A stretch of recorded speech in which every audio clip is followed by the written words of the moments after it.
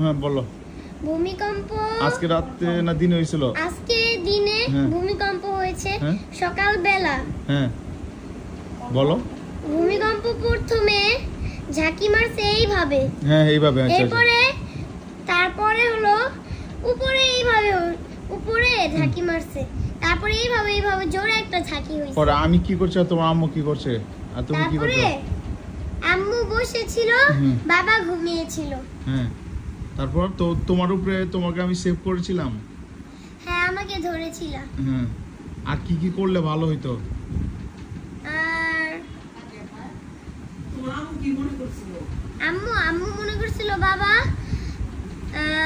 খাট খাপাইছে, ঘুম থেকে উঠে ঘাট খাপাইছে, ঘাট থেকে খাপাইছে। মা কি মনে করছিল? বাবা কি মনে করছিল?